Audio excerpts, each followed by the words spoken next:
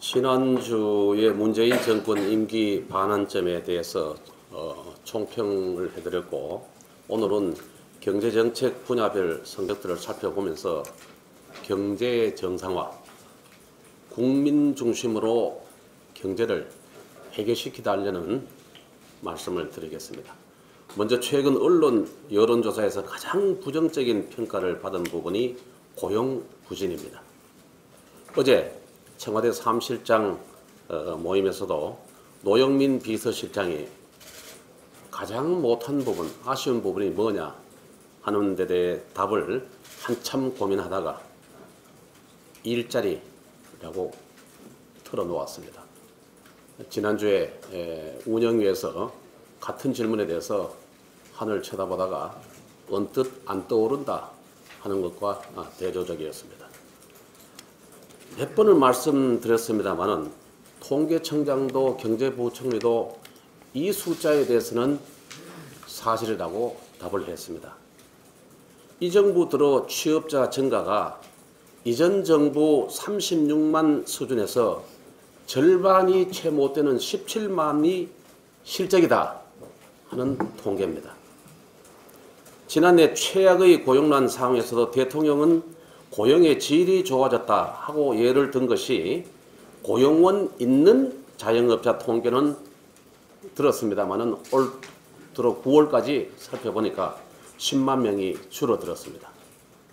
올해 8월 기준 비정규직이 87만 명이 늘고 반대로 정규직은 35만 명이 줄어드니까 매년 통계청 과장이 발표하던 이 설명을 통계청장하고 기재부 차관이 나서서 조사 방식의 탓이라고 해명하기에 급급합니다. 또 고용도 아니고 실업도 아니고 어디에도 속하지 않는 그냥 쉬었음 하는 인구도 작년보다가 35만 명이나 늘어서 2003년 조사 이래 처음으로 200만 명을 돌파했습니다. 소득도 이 정부 2년 동안에 소득 하위 20% 소득은 8% 줄어들었습니다. 상위 20%는 14% 늘었습니다. 이 통계도 통계청장은 부정하지 않았습니다. 그러니까 5분위 배수가 2008년도에 5.2배에서 2015년도에 4.2배로 좋아지다가 소득 격차 이 정부 들고 이후에 소주성 성장을 밀어붙인 후에 이 정부 들어서 5.3배로 조사 이래 최악으로 벌어졌습니다.